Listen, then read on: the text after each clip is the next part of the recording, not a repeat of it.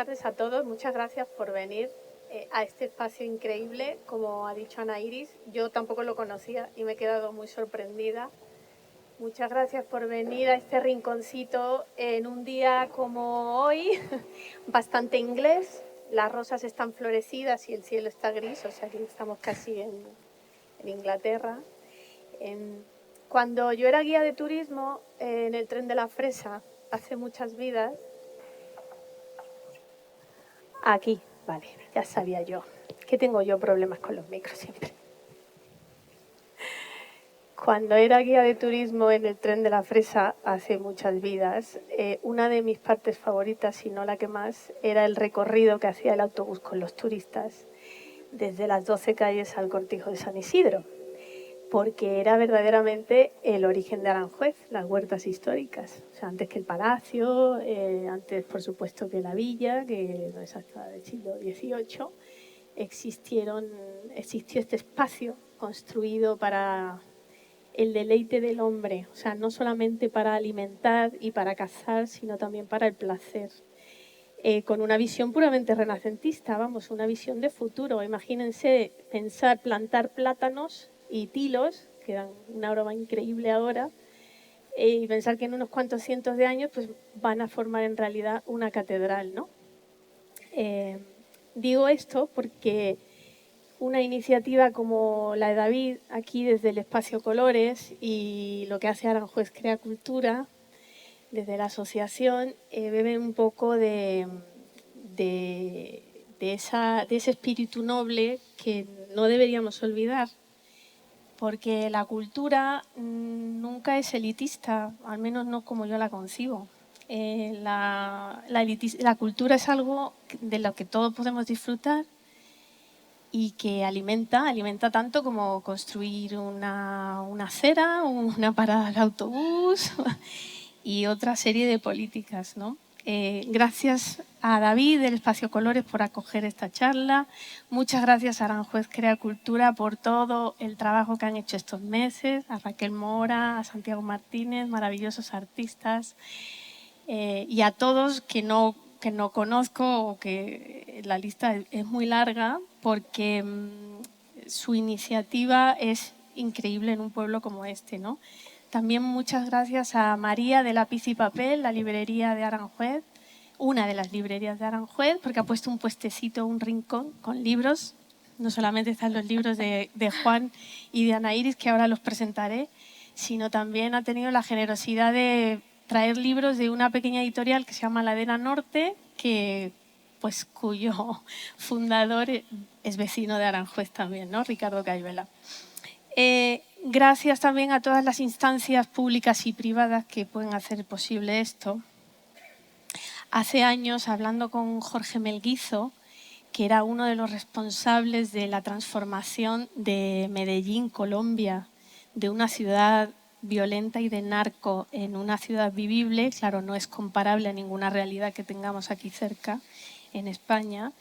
Hablando con él decía que aquello fue posible no solamente por la voluntad política, sino porque se involucraron los empresarios, se involucró la iniciativa privada.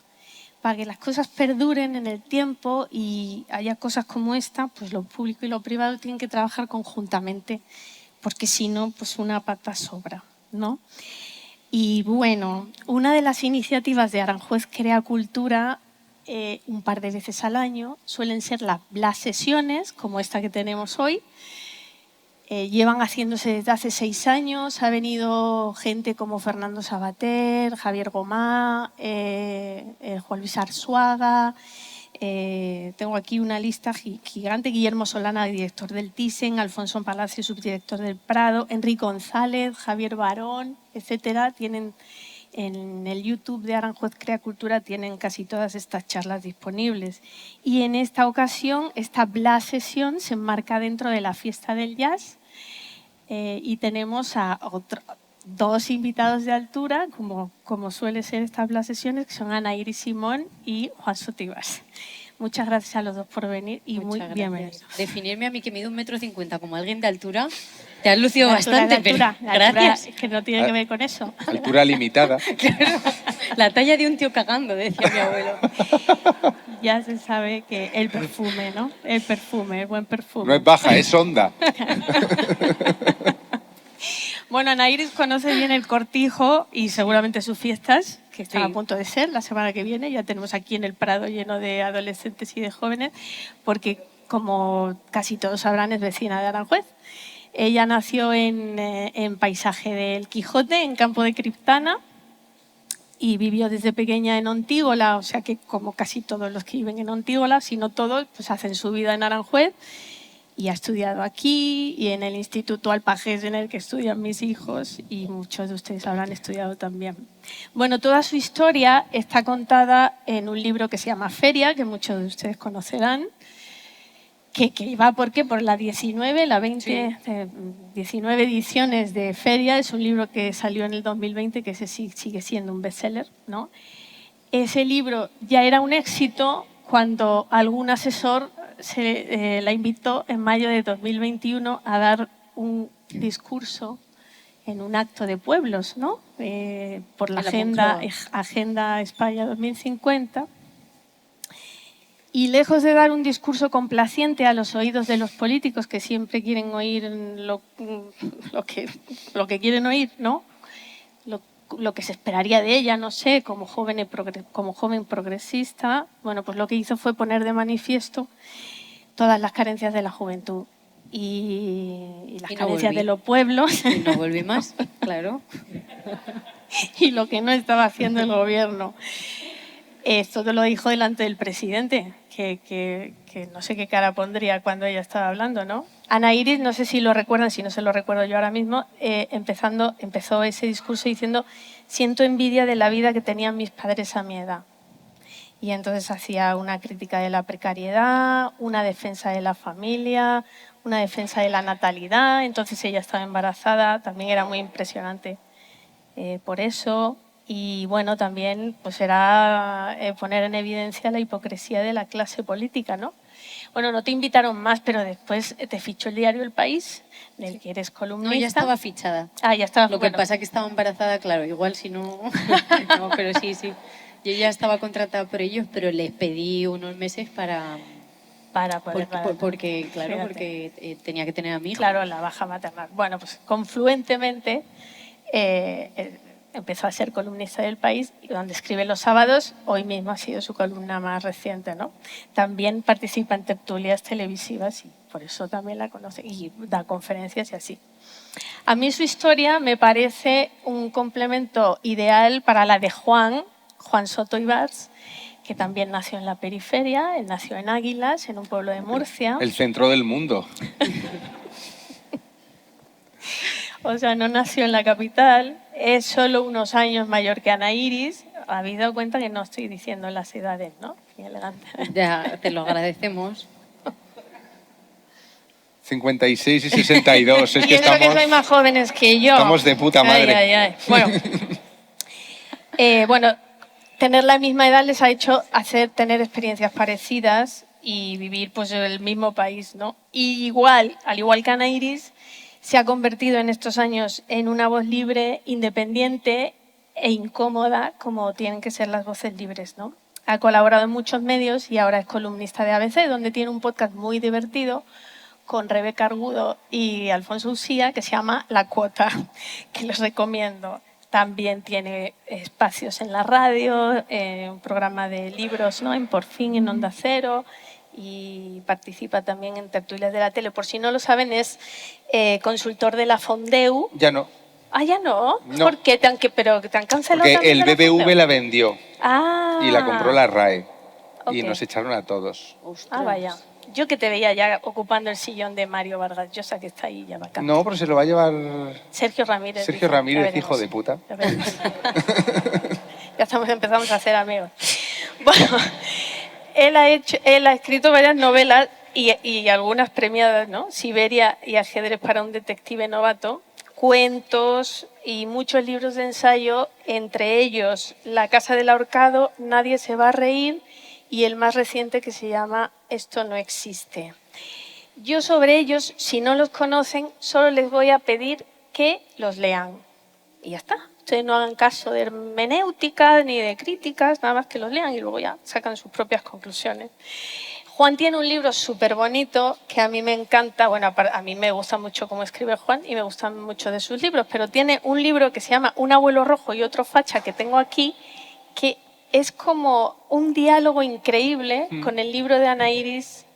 Está publicado en la misma editorial. En la misma editorial, además. Entonces, es un libro que están hermanados de alguna manera. Y a mí me gustaría pues hablar de todo esto, de las cosas que los unen, que los separan, e ir componiendo una melodía, porque para eso es una jam session intelectual. ¿Qué os parece, Ana Iris, Juan? Adelante. Y ahí se hace un podcast también, que no lo ha dicho. Pero bueno, yo aquí no Es que has mencionado mi podcast, que es una copia barata del suyo. Del podcast que haces tú, que tienes ahí un becario que se llama Arcadia Espada. ¿Conocéis el podcast de estos dos? Pues es un podcast alucinantemente bueno que se llama Gira Gira. Y entonces todos los podcasts empiezan con Yaiza diciendo «tiene usted razón» y luego empieza a hablar Arcadia Espada. Y ella canta. De darle la razón. Bueno, gracias. No era la idea de esta publicidad, pero muy bien. ¿Cómo os conocisteis vosotros dos, que sois amigos? Quería empezar por ahí. No me acuerdo. Pues eso es verdad. Pues, debíamos estar borrachos, porque yo no me acuerdo. No, yo soy astemia de borracha. Pero entonces no eras. Sí, era. ¿Sí? Antes no era, pero ya... Yo recuerdo como la primera vez que más hablamos, que era mi hijo un bebé, y fue con Rodrigo, que estaba Rodrigo Cortés también, en el Festival JA de Bilbao. Vale, yo sí que estaba borracho. Sí. Y luego tenemos vidas un poco paralelas y participamos en los mismos programas. Se ve que no tienen muchos prejuicios contra Versos Sueltos, porque estamos en Por Fin los dos, estamos en Espejo los dos. Pero yo creo que la primera vez que nos vimos sí que fue ahí. Sí, pero nos hemos ido encontrando un montón de veces en distintos sitios. Hemos hecho viajes en coche. Y yo hace poco llegué a la conclusión de que no lo sabía antes, pero que Ana Iris es mi prima. ¿Ah, sí? Bueno, ¿Por qué? Porque me di cuenta de que la relación que teníamos era una relación de primos. Y entonces, sí, pero, y además yo ahora siempre, prima, ¿qué pasa? Prima, ¿qué pasa? Es muy gitano eso. Sí, pero ha sido una relación muy chula porque tenemos muchas cosas de las que hablar como si llevásemos hablando un montón de tiempo. Nos entendemos muy bien ahí. Y yo admiro mucho lo que hace Ana Iris y desde antes de que publicase Feria, yo la leía en Vice. En Vice. Sí, donde era el verso suelto de Vice. Claro, es que yo creo que tenemos mucho en común también venir de un sitio muy nicho y muy pequeñito, ¿no? Y aparte de otras cosas, ¿no? Pero a mí me une especialmente eso. Sí, y luego es que hemos sido pareja artística muchísimas veces. O sea, yo creo que es la persona con la que más he sido pareja artística. Has dicho que soy verso suelto. ¿Qué es ser un verso suelto? Porque te la bufa todo.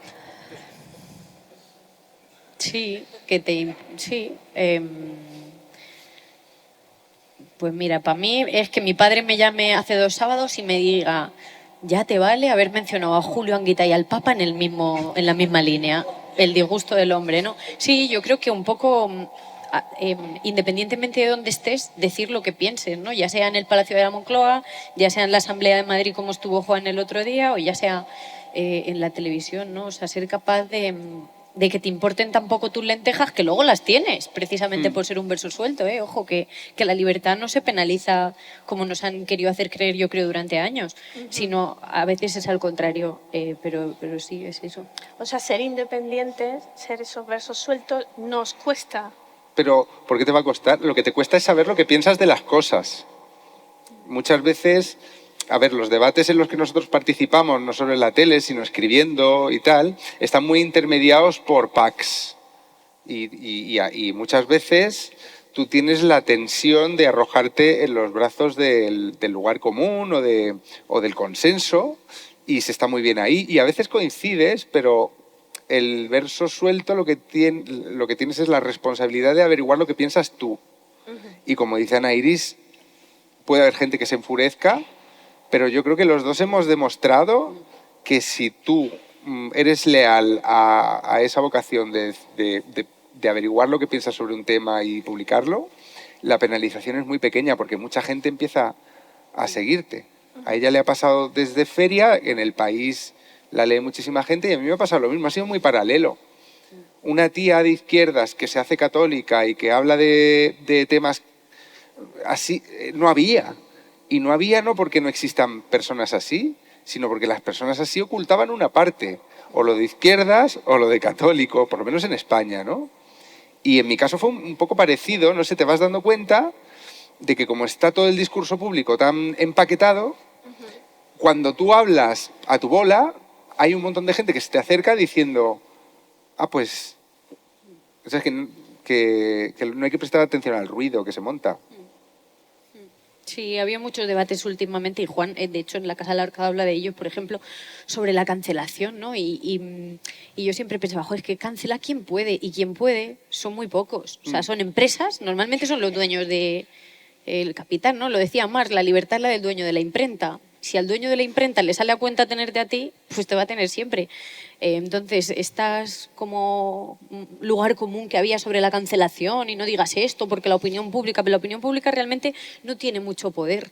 Tiene poder el dueño de el Banco Santander, el dueño de, claro... O tu grupo. Claro. Tu grupo. Un grupo. Sí, también. Los pares que pesan. Perder amigos es el precio. Es el precio. ¿Tú lo has pagado? Bueno. Pero de mil amores. O sea, te descubres que eras amigo de un gilipollas porque te niega la palabra por una cosa que has dicho. Entonces sales ganando doblemente. Claro. Ganas un cuarto de baño. Quizá hay una consecuencia que decís que tiene efectos benéficos y que compensa ser libre, ¿no? Y de alguna manera a vosotros os han ido bien, a otra gente no le ha ido tan bien cuando se ha mostrado como independiente. Pero a lo mejor veo que un poco vuestra figura puede llegar a encasillarse porque pues, en un discurso público, ¿no? La gente lee menos que ve la tele o que escucha, luego eso que decís en la tele se vuelve clip, se saca de contexto y muchas veces se usa para lo que tal, ¿no? No sé cómo lleváis eso, o igual no, os da igual, no sé a qué os encasillen o no. ¿Cómo llevas ser facha tú? ¿Qué es lo que te está preguntando? Yo bien. Yo lo llevo bien. No, sucedió no algo... Ahora va a empezar palabras, Juan. Va a empezar la Feria del Libro de Madrid y María Campos, que es la correctora de feria, maravillosa, murciana, como tú. Los mejores. Claro. Además, Águilas, tenemos algo en común, que es que yo con mis amigas, que una de ellas está por ahí, nos fuimos una vez de verano a Águilas. No voy a decir lo que pienso de Águilas, pero muy bonito no me parece. No, no es bonito. No es bonito. Lo mejor de Águilas son las personas. Que en una feria del libro me contó María Campos, que estaba en la caseta de Círculo de Tiza, dice, ¿no te lo vas a creer? Dice, hoy han venido 2 personas seguidas a mirar tu libro, recién publicado, y me decía, y una ha dicho, esto yo no lo voy a comprar porque es un libro de rojos, y otra dijo, esta es muy facha, esta es facha.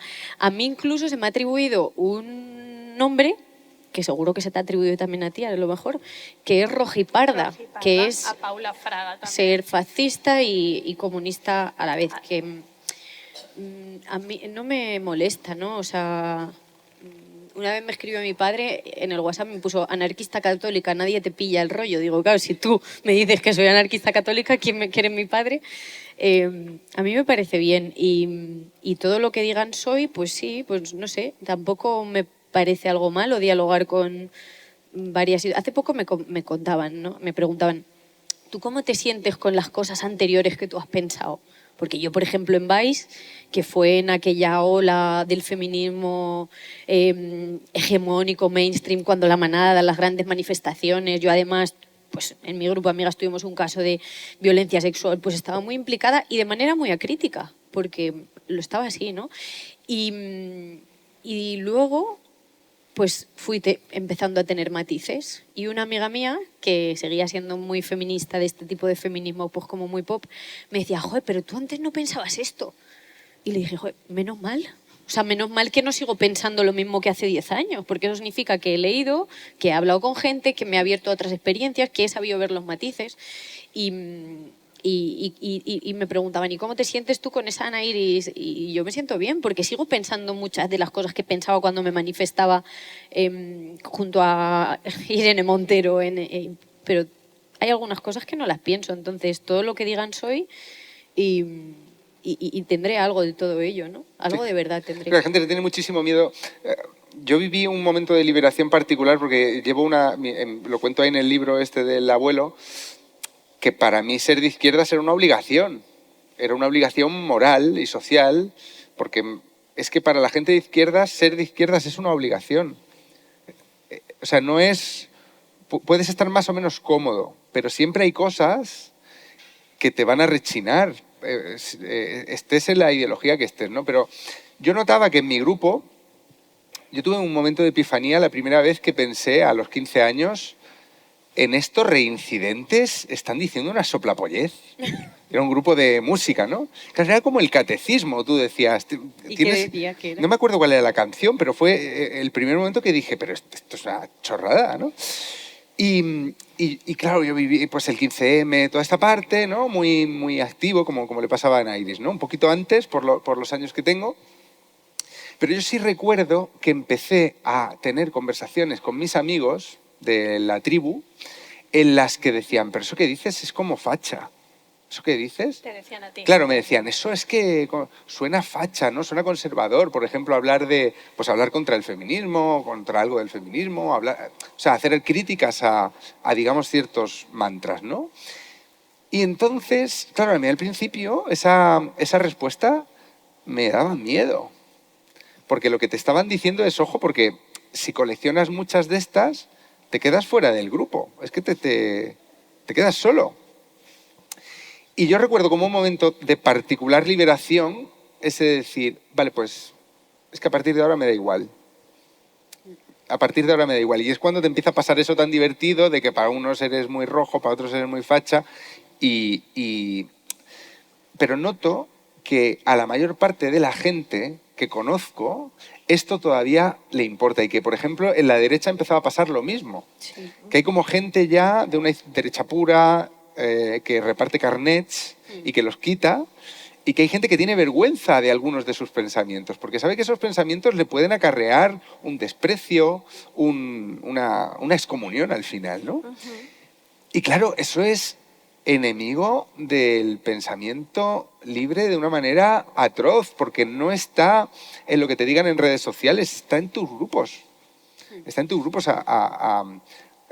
Yo tengo amigos que se vienen como a confesar conmigo, ¿sabes? Es que pienso esto, por ejemplo, con Sara Santaolalla, lo del cabestrillo y todo este rollo. ¿Se ha confesado contigo, Sara? Claro, yo conozco mucha gente que dice, hombre, obviamente esta es una...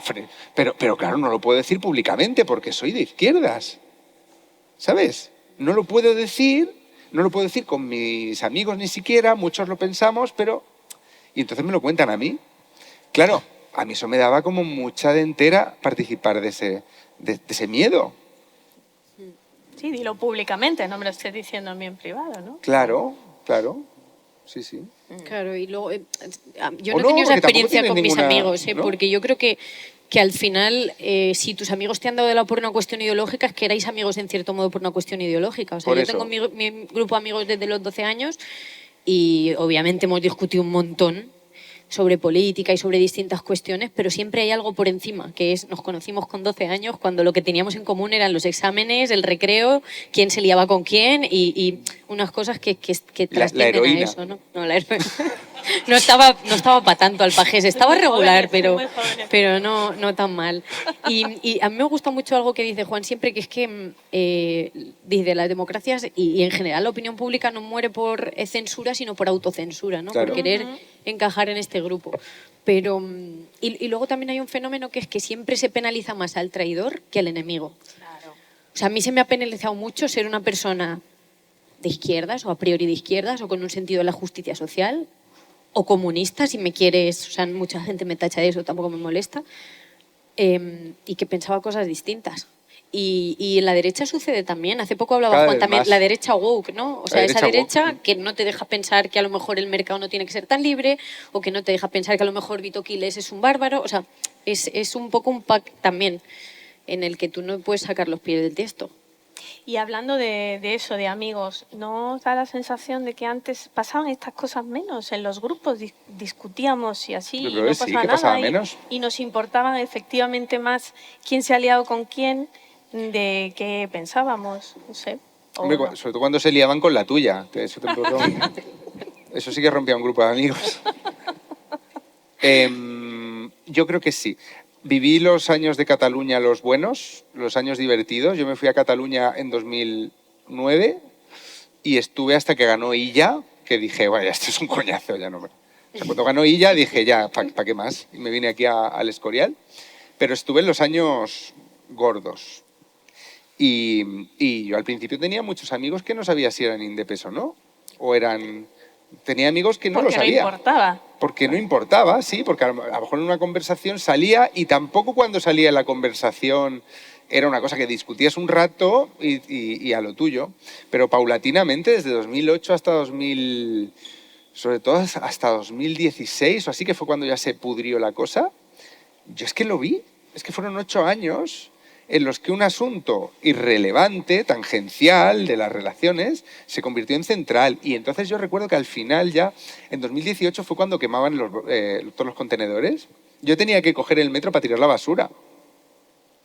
Vivía lo de la Sagrada Familia. No quedaba un puto contenedor. Y había vecinos con los que no te podías hacer el típico comentario de ascensor de, joder, con los contenedores. Había vecinos con los que tú ya no podías tener esa conversación afeando que hubieran quemado los contenedores. Y luego también pasaban, por quitar hierro, cosas muy divertidas. Yo iba a un restaurante que era muy indepe, que tenía todo lleno de esteladas, porque cocinaban que te mueres, Can Josep. Visítenlo en Barcelona, pues es una maravilla. Y un día fui sin mechero, ¿vale? Y fumo, tal, y digo, oye, le digo al camarero, ¿tienes un mechero? Y me dice, sí, toma tal. Entonces encendí el mechero y me quemé las cejas, salió una llama así de grande. Y dijo, ay, perdona, es que anoche estuve quemando contenedores.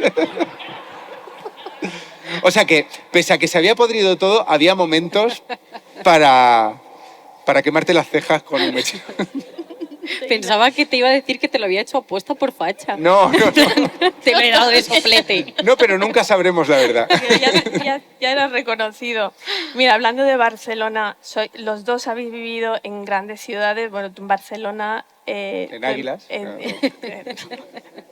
Y ahora vivís en la periferia, ¿no? Yo me imagino que esa decisión es fundamentalmente familiar, pero ¿cómo lleváis vivir en la periferia? ¿Cómo lo veis? Y al mismo tiempo ser voces muy centrales en el discurso público, en la opinión pública. Hombre, es que vivimos los dos en sitios maravillosos. O sea, que Juan vive en el Escorial y yo vivo en Aranjuez. Que si viviésemos con perdón en Fuenlabrada y en Móstoles, lo siento si hay alguien... O sea, que vivimos en sitios preciosos en los que la vida y la calidad de vida es buenísima, en los que puedes llegar cerca de Palacios. Palacios. Lados. Claro. Cerca de Palacios. Sí, no, el Escorial no es un lugar real. Tenéis monasterio, pero... Y en la casita del príncipe. Ah, bueno, claro, sí. Bueno, pero que no es una periferia... muy marcada, por ejemplo, por una cuestión de clase, yo qué sé, no vivimos en Horcasitas. Ya, bueno, hay que desplazarse para el centro, a eso me refiero. Sí, ¿no? pero eso te permite eludir muchos compromisos con los que no quieres cumplir, ¿no? Claro. Que siempre son en el centro, como esta vida que parece que tienen que tener los intelectuales y los escritores y la gente que se dedica a los medios de estar todo el día juntos. Y a mí me da una pereza tremenda, porque yo, si quiero hablar de cosas, me voy con mis amigos, con los cuales pues no tengo debates por motivo ideológico con los que sé que voy a discutir, sino de otras cuestiones, ¿no? Y eso yo creo que a mí me permite... Esto luego lo he reflexionado, digo, ojo, la generación del 27, el 98, serían los más posturetas del momento, ni siquiera los más buenos, los mejores del momento, sino los que más cafés se tomaban, los que más salían en los medios de la época, los que más tiempo libre eran como los Javis. tenían. Claro, claro. Bueno, sí, ya sabes que se reunían en el apartamento de Rafael de León con Lorca, claro, ¿no? Esta anécdota maravillosa, Gijón, ¿no? Que me encanta contar, cuando Rafael de León le enseña la letra de Ojos Verdes, la copla celebérrima, y entonces se la da a leer a Lorca, que eran muy amigos, homosexuales los dos y muy amigos, y entonces le leerán Ojos Verdes, verdes como la albahaca, y dice Lorca, oye, pero es que esta se parece a Verde que te quiero verde, verde. Y le dice Rafael de León, dice, ¿qué pasa? ¿Que el verde es tuyo? Pues ves, estas cosas que tanto igual nos gusta leer y esas charlas del Café Gijón y pues no sé, que luego te gusta mucho saberlo, la residencia de estudiantes y su ambiente, en el presente a mí me da una pereza que me muero. Entonces vivir en Aranjuez te permite decir, que vivo muy lejos y no tengo coche, entonces no me voy a pillar un búho, así que te permite eso. Y te tiene una cantidad de excusas tremenda. Claro. Sí, pero yo sí que soy más de frecuentar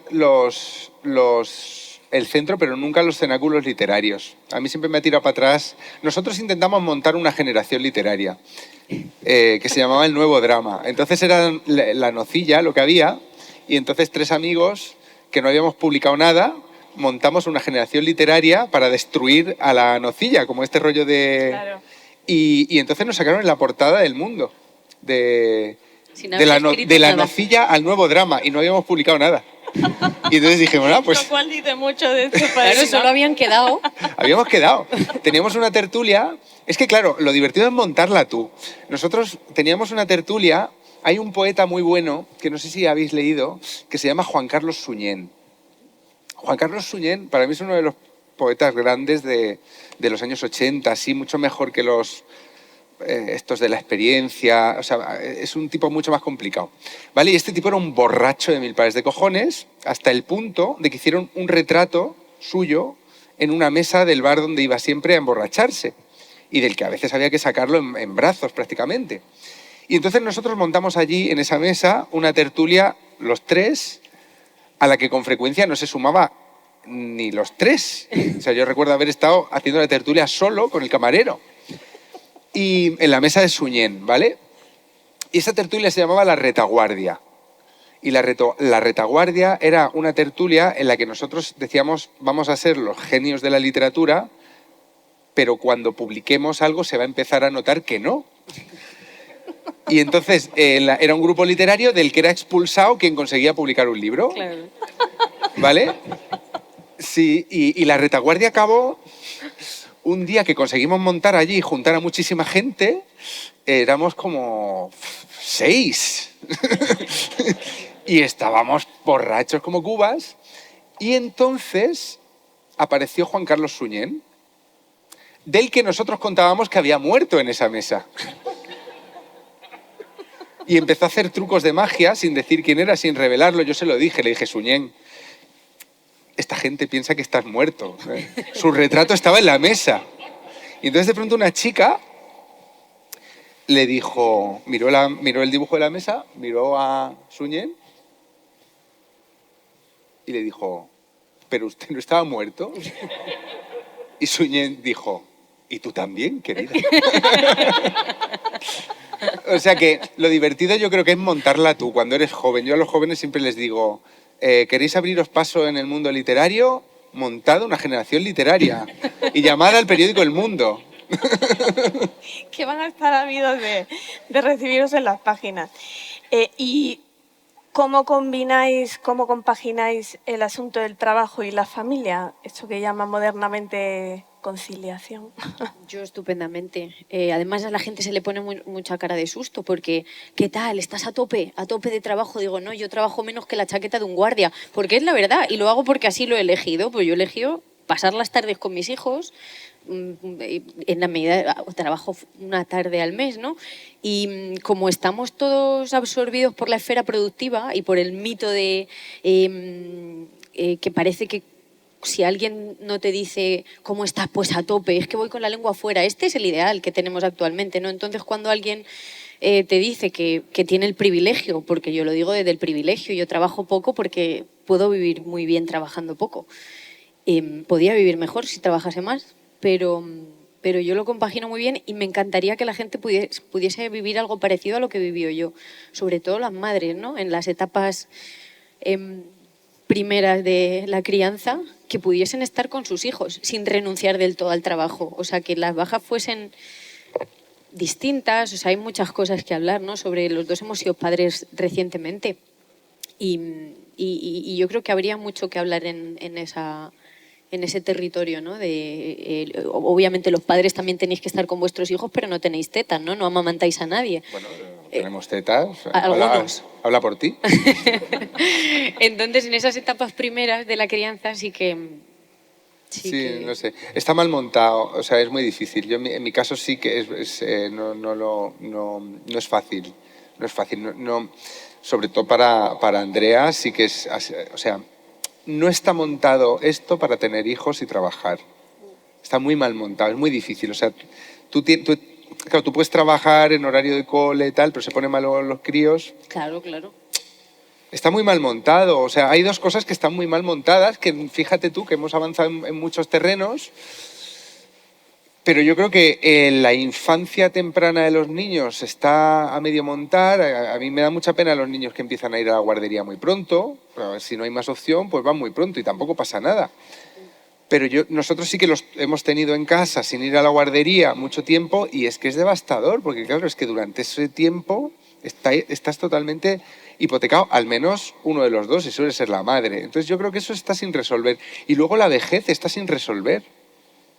Yo lo pienso, que también en el otro lado, hacerte viejo es una cosa que está sin... Pero viejo, está como sin resolver.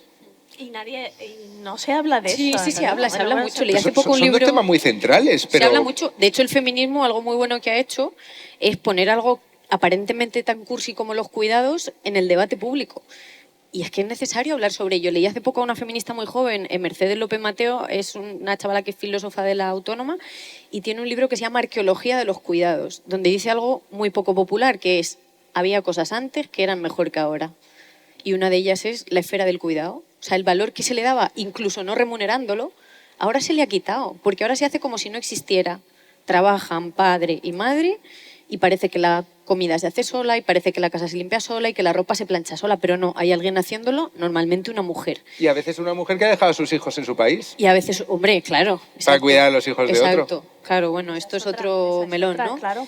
Pero... Es que está sin resolver, porque lo que hemos hecho ha sido subcontratarlo. Claro. Tanto los viejos, que se van a las residencias, ¿qué va a hacer una familia que está trabajando, unos hijos de alguien? Muchas veces que no se puede. No se hace porque no se puede. Las casas son pequeñas.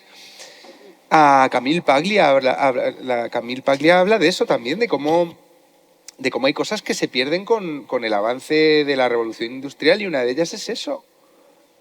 Ya no está, o sea, igual que perdemos el ritmo de las horas del día y nuestros horarios como que se trasladan al reloj y ya da igual que esté nublado que no, que se haga de noche antes o después, igual que perdemos la conexión con lo que estamos trabajando, con el salario, ¿no? Que ya sé que te lo cifra en una, ¿no? Y que no depende tu salario exactamente de lo que produces, porque es una gran mentira, ¿no?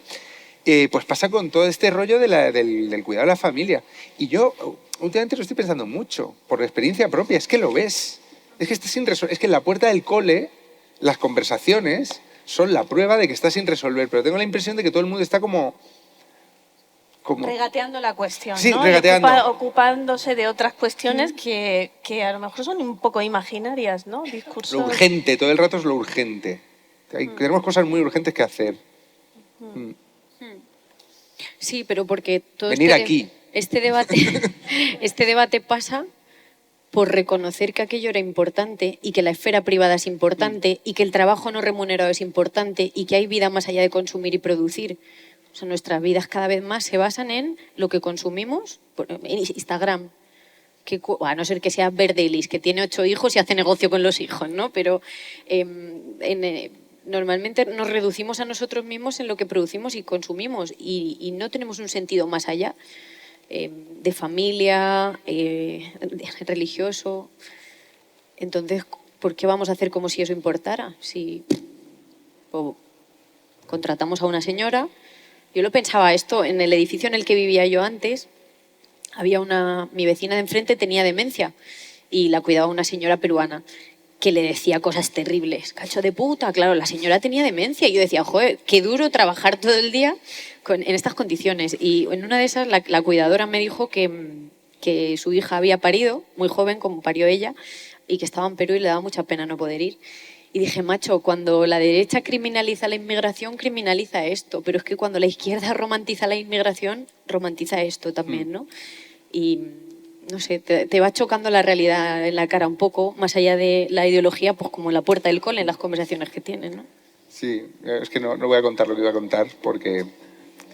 Es que me ha recordado a una cosa que me pasó con... Adelante, por favor. Está en el límite, ¿no? ¿Esto no se está grabando? Sí, se está grabando. Pero luego A ver cómo lo cuento de manera que... No desnombres. Es que es fuerte esta historia, pero tiene que ver con lo que ella estaba diciendo. Dices, ¿cómo se lo monta la gente cuando tiene un hijo? Vale. Yo tenía una vecina en Barcelona que era madre soltera y china. Trabajaba en el restaurante chino de abajo. ¿Tú sabes cómo trabajan en los restaurantes chinos? Como si estuvieran en China. Pues trabajaba así y era madre soltera. Y yo decía, nunca he visto al crío de la... Nunca lo he visto. Así como lo cuento. Entonces, en mi edificio había también un viejo que tosía, ¿vale? Por la noche tú estabas en la cama y oías... Así, por el patio de luces. Y digo, joder, qué bronquios. China con hijo, viejo que tose. Entonces, un día le pregunté a la portera, que era del edificio, le dije... Oye, el viejo que tose, ¿quién es? Porque está muy jodido. Dice, ¿qué viejo que tose? Digo, pues, es que oigo... Y dice, no, eso es el hijo de la China. Y yo, ¿qué? Dice la portera, es que lo tiene en una jaula. ¿Qué? Y yo, ¿cómo? Y la portera, con estas palabras, cito, sí, es que es mongolo. Joder. Y yo, ¿qué? Bueno, claro, como ella está soltera, el marido la abandonó, le dejó con el hijo que es retrasado, y claro, como ella tiene que estar en el este, lo tiene encerrado. Es que se oía también, ¡clac, clac, clac! A veces. Increíble. Y entonces tuvimos mi mujer y yo un debate. ¿Qué hacemos? Tenemos que llamar a servicios sociales. Y teníamos la cosa de, ya, pero es que es China. ¿Y qué mata que sea China? Que sí, pero que teníamos esa cosa como... O sea... ¿De que estabais siendo racistas? No, racistas no. O sea, la vida de esta mujer es trabajar de 9 a 12 de la noche todo el rato en el restaurante chino. Todo el rato. Este chico, el hijo, tenía como 25 años. Y entonces no tenía ayudas sociales, no tenía nada. ¿Y qué iba a hacer? Pues lo dejaba encerrado. No era una jaula como de un mono, ¿eh? O sea, lo que pasa es que lo tenía encerrado en casa. Pero tú fíjate al precio que está en o sea, por ejemplo, pensábamos, claro, esta tía para pagar este piso se pasa la vida trabajando en el restaurante y lo único que tiene cuando llega a su casa es un hijo que está psicótico totalmente, síndrome de Down, pero además como enloquecido de estar ahí encerrado, y nos planteábamos ese dilema. ¿Qué hacemos? Y entonces Andrea dijo, pues mira, si fuera española, estaríamos llamando ya a servicios sociales. Y llamamos. ¿Y sabéis lo que pasó? ¿Qué pasó? Adivinad. Pues nada. Claro, pero aquí es que estamos... Le dieron una opción para llevarlo por las tardes a pasear. Centro. Pero es que fíjate que no concebimos que exista el Estado. Que exista el Estado que tenga que proveer de ayuda a la dependencia a una señora, a lo mejor, ¿sabes? Que tiene un dependiente a su cargo, ¿no? Imagino que entre servicios sociales y tener al hijo en una jaula debería haber un recurso pagado con los impuestos de todos, que pagamos ahora en la declaración de la renta y que provea a las personas que tienen necesidades de ayuda. En vez de llevárselo una señora llamada Jessica, que no estaba en una jaula precisamente, sino en Ineco enchufada, ¿no? ¿Soluciones que se os haya ocurrido en la puerta del colegio o así? El antivirus. El antivirus.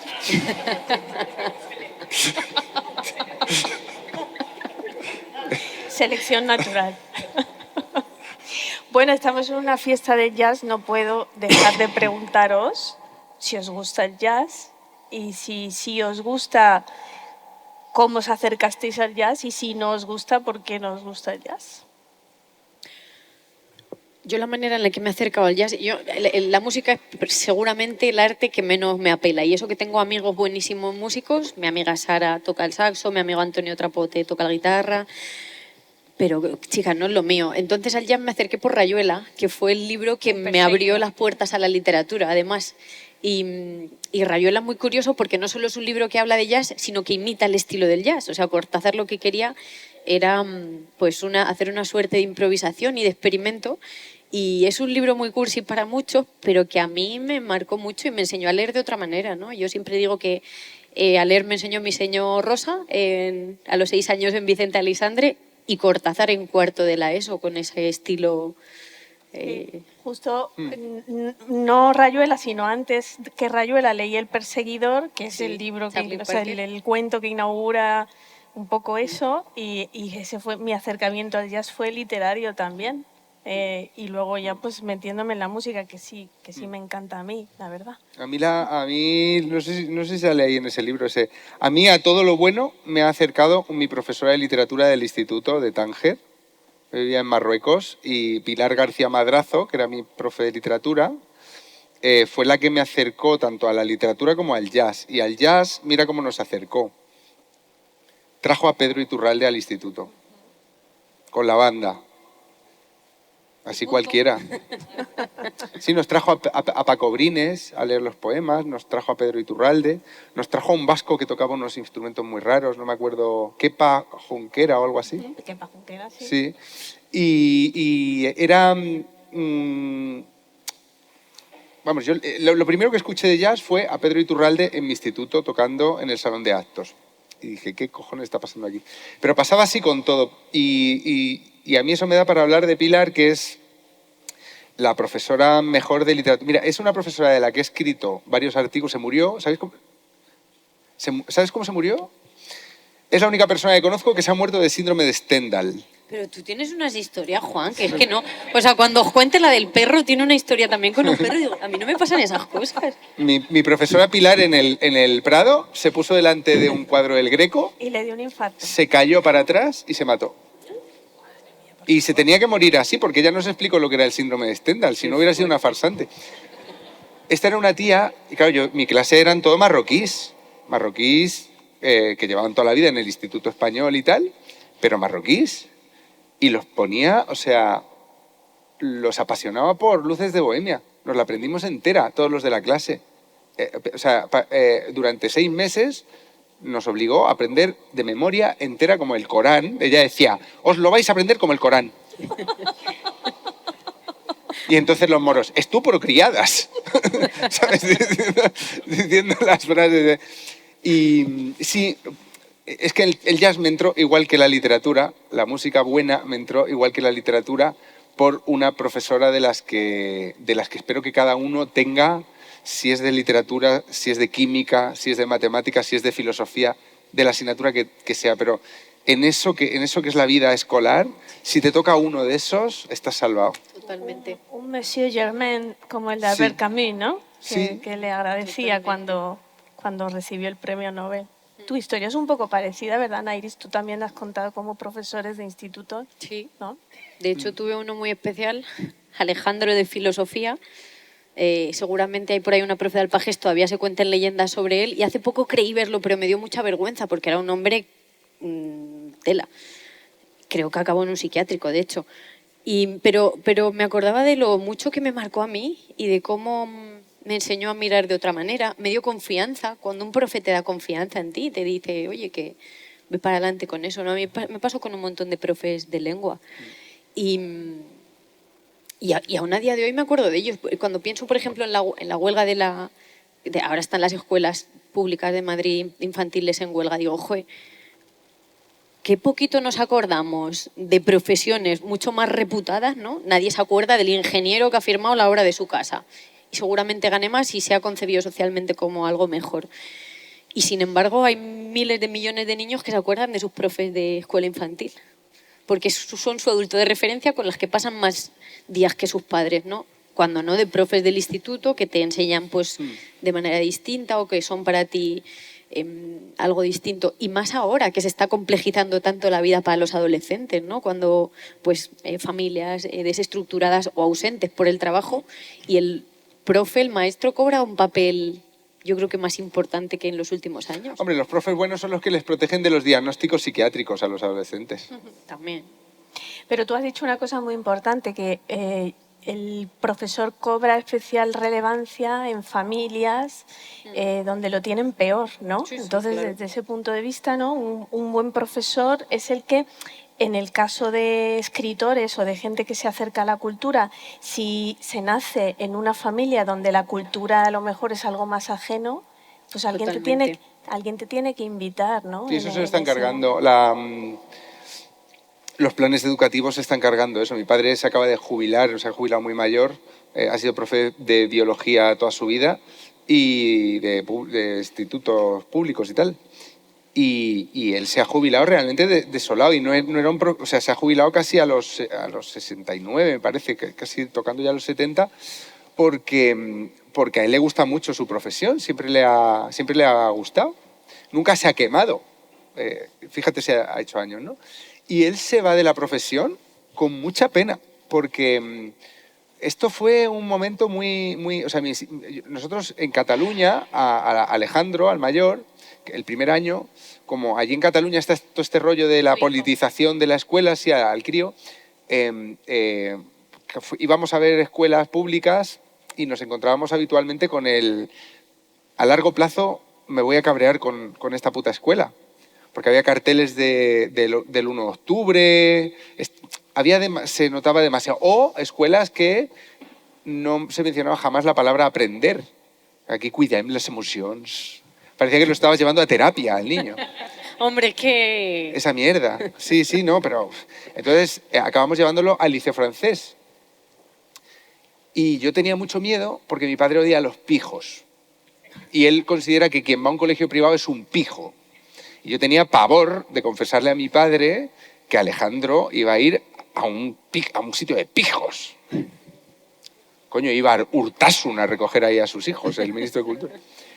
Y entonces fui con mucho miedo a decirle a mi padre, oye, como está la cosa así, bueno, mi padre sí que es bastante fachilla, que como están los putos catalufos, esto tal, digo, a ver si por ahí, como está la cosa así con los catalufos, y le dije, va a ir al colegio este del liceo francés.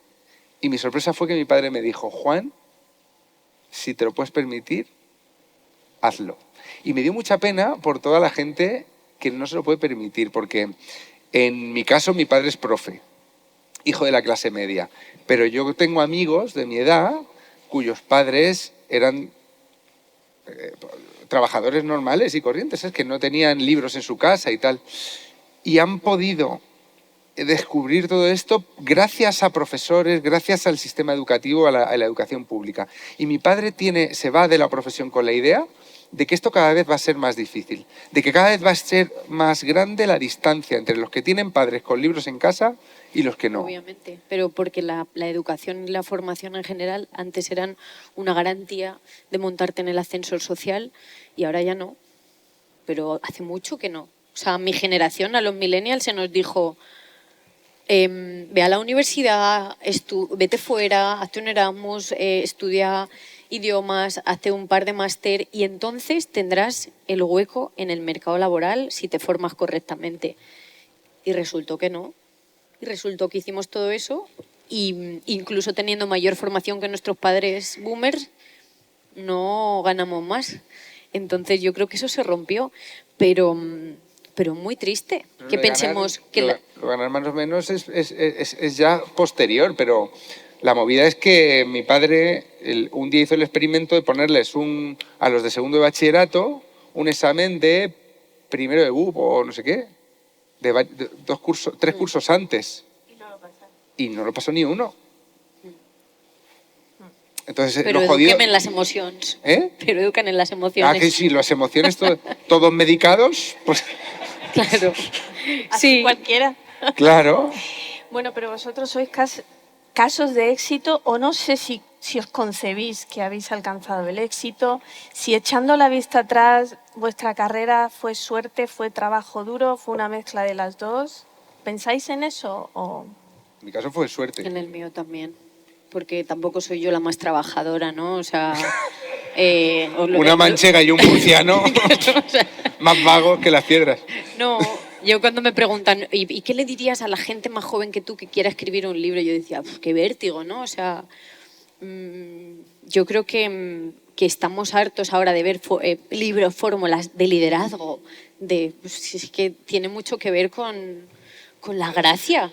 Yo que creo en Dios, creo que tiene que ver también con la gracia, con decir, pues te ha puesto aquí en este momento y te puedo poner mañana en otro, ¿eh?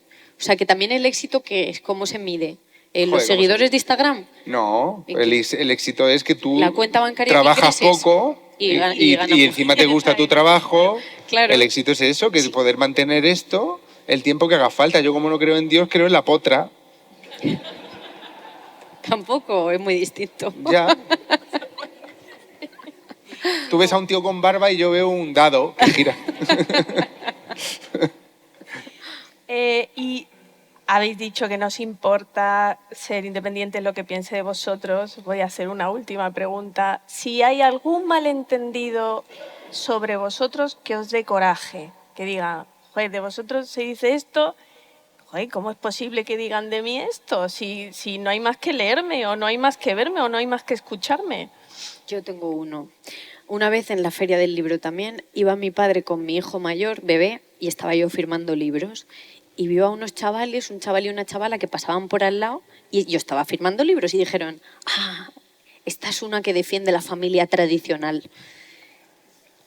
Mi padre, separado, con una novia negra, inmigrante, mi hermano homosexual, mi madre también, con su pareja de hace 10 años, el Clemen, que podría ser considerado facha, mi madre es súper de izquierdas, o sea, solo me faltaba tener un miembro de la familia de color verde para tener una familia más diversa. Entonces, cuando me hablan de defender la familia tradicional, ¿no? Y mi padre cogió a los chicos y le dijo, esperad, que voy a contar cómo es mi familia, ¿no? O sea, mi familia y otros animales. Claro, o sea, solo por el simple hecho de decir, la familia es algo que está muy bien, que está al margen del Estado y del mercado, y que perpetúa cosas que son muy valiosas, como las tradiciones, como el habla de un lugar, como la cultura, pues ya me colgaron el San Benito de estar refundando la sección femenina, ¿no? Entonces me molesta especialmente eso, porque pienso, coño, si yo te contara... ¿Y tú, Juan, tienes alguno? No.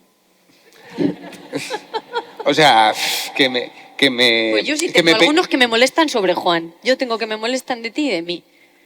Últimamente me molesta mucho cuando te dicen, es que niega la violencia machista. Y es como, pero, ¿perdona? Pero ¿cómo te va a molestar? O sea, es que, claro, a mí me asombran los malentendidos, porque tú puedes decir es que no muy claramente... No, ya lo sé, o la mala fe. Pero no, he conseguido que me deje de molestar. Hay muchas cosas que tú empiezas a decir y al principio de la frase generas una expectativa. Si tú vas por otro lado distinto a la expectativa, mucha gente se queda con la expectativa. Y entonces ahí se produce esto que... o sea, si yo escribo, el otro día en la Asamblea de Madrid, si yo escribo sobre las denuncias falsas en violencia de género, entonces es que estoy a favor de pegarle a las mujeres. Claro, entonces esos falsos dilemas te tienen que dejar de molestar, porque es como funciona la cosa. Pero, o sea, ¿tú defiendes la familia? Pues es la familia tradicional. Claro. No, es que pensamos mucho hay muchos falsos dilemas. Hay muchos falsos dilemas, pero lo que yo he ido comprobando es que aunque tú hagas un esfuerzo constructivo y empieces diciendo, no entremos en este falso dilema. O sea, yo siempre que tengo un debate ahora sobre este tema de las denuncias falsas, que me invitan a sitios y tal, digo, vamos a empezar haciendo una cosa. La violencia que sufren las mujeres es una cosa terrible y el Estado tiene que tomar medidas extraordinarias para atajarla. Estamos de acuerdo en eso, ¿no? Vale. Ahora vamos a empezar a hablar de los problemas. Pues a los 3 minutos ya estamos en un parámetro como si yo lo primero no lo hubiera dicho o no lo pensase o fuera incompatible. Y me ha dejado de molestar. Me ha dejado de molestar y lo acepto como las reglas del juego. Entonces, que te deje de molestar. Ya me molesta a mí por él. No, pero a mí lo que me molesta es la deshonestidad. Porque toda esa gente que te dice que estás negando la violencia machista sabe que no es así. Simplemente sabe que decir eso es funcional y hacen que a ti se te cuelgue un San Benito o que se invalide el debate que tú estás abriendo. Lo que me molesta no es en sí algo que sé que es mentira, sino que ellos también lo saben. Ellos también saben que es mentira y aún así lo utilizan contra ti. Claro, pero esto pasaba también con los en la pandemia decían antivacunas y a gente que no eran antivacunas. O sea, eso funciona siempre en los debates, digamos, muy calientes, como era en la pandemia, o esto del feminismo. Siempre hay debates en los que, como ya está funcionando ese mecanismo en una especie de dialéctica, tú vas a acabar siendo colocado aunque no quieras. Pero, tío, es deshonesto, no me apetece debatir sobre esto, o de esto no se habla, que es como se llama tu libro. Pero no mientas. No es necesario mentir para no entrar en un debate o para invalidarlo o para decir, no me parece legítimo, me importa una mierda que haya hombres que estén sufriendo. ¿Pero a ti te molesta que haya gilipollas? Pues sí. No te voy a mentir. Yo me he vuelto muy transigente porque como también a veces soy muy gilipollas... Es que todo... Pero tú eres gilipollas, pero no deshonesto. El hombre es un cuñado, el hombre es un cuñado para su cuñado. Claro. Entonces hoy te toca a ti... Pero se puede ser gilipollas sin ser deshonesto y sin mentir, tío. No, yo como pido que la gente sea tolerante conmigo, intento ser tolerante hasta con los subnormales. Bueno, queridos, pues yo creo que vamos a abrir espacio para algunas preguntas. Se nos ha pasado el tiempo volando. Espero que lo hayan disfrutado. No sé si alguien tiene alguna pregunta. Ahí hay una mano. ¿Una mano aquí? La historia del perro. Ay, bueno. Yo ya ha preguntado por la historia del perro. Siempre se la pido. Soy la persona. La de Manuel Astur. Es que Juan tiene un amigo que yo admiro mucho y que os invito a leer a todos, que siempre le hago promoción, que es Manuel Astur. Y un día estábamos en un encuentro y contó esto que va a contar. Vale. Manuel Astur es uno de los 3 que montamos el movimiento del nuevo drama. ¿Vale? Y vivíamos en un piso compartido donde había vivido Lola Flores. ¿Ah, sí? No, Carmen Sevilla. Carmen Sevilla. Oye, hay un gap ahí sí, entre me una he y otra. confundido. Era Carmen Sevilla. Y entonces en ese piso pasaban muchas cosas raras. Montamos una fiesta y nos robaron un sofá. Era un piso 11. Y era un piso, pues teníamos 20 y pocos y aquello era Sodoma y Gomera. Y entonces un día estábamos Astur y yo saliendo por ahí de juerga y al día siguiente venían mis padres.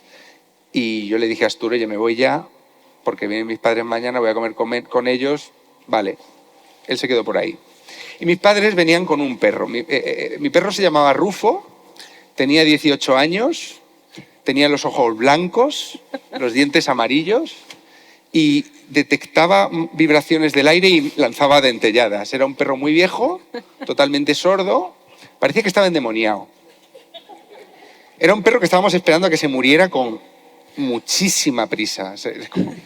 ¿Cuándo va a morirse? Porque olía fatal, era de esos perros viejos ya. No sé, yo se lo regalaría a un vegano y se come hamburguesas. Lo aguanta una semana y se come una vaca viva. Era un perro asqueroso, ¿vale? Entonces lo dejamos en el piso y nos fuimos a un restaurante. Y cuando estaba en el restaurante con mis padres, recibo un SMS de Astur que dice, me vas a matar. Y yo... Claro, Astur había vuelto mucho más tarde que yo. Y cuando llegaron mis padres, estaba dormido. Y dice, me vas a matar. Y digo, ¿por qué? Y dice, no sé cómo lo he hecho, pero he traído un perro. ¿Y qué perro? Digo, entonces se lo cuento a mi padre empieza a reírse y dice, manténlo. Y le digo, ¿cómo que has traído un perro? Si yo no he visto un perro cuando me he levantado. Es que a mi tío se le apareció el demonio en forma de perro para que dejase de beber. Y este perro es el demonio. Me dice, tiene los ojos blancos. Ha cagado en el salón y está mirando a una pared y gruñendo. no me atrevo a salir de la habitación. Y entonces le dije, tío, pues estás de suerte porque mi padre es veterinario. Y además de profe, es veterinario mi padre. Estamos comiendo, quédate encerrado en tu habitación y cuando lleguemos con mi padre ya lo vemos qué podemos hacer. Mensaje al rato. He intentado quitar la mierda del perro del suelo y ha empezado a morder al aire como Predator, decía. Entonces mi padre se llevó al perro y Astur hasta 15 años después no supo la verdad. Y la supo una vez que conté esta anécdota no sé dónde. Delante de él, yo pienso, dijo, ¿que no lo traje yo? Él había hecho muchas teorías. El pobre Rufo. Increíble, increíble. Que en paz descanse, ¿no? ¿El Ya perro? se Por murió. fin, sí, sí. Ah. ¿Alguna pregunta Lo tiene más? mi madre disecado en el salón. Astur, sí. Pero por lo visto que la anécdota es cierta, la de su abuelo que se le apareció un perro como el demonio. Sí, se subió a un odre, era como el varón rampante. Su abuelo era un borracho, no, su tío abuelo era un borracho asturiano y entonces se le apareció un mastín en un puente, se le levantó y se le pusieron los ojos rojos. Y entonces el viejo se subió a un odre, o sea, se llama odre, ¿no? Esas casas... no, hórreo, un hórreo. Y se subió allí a vivir y ya nunca bajó, le tenían que subir la comida.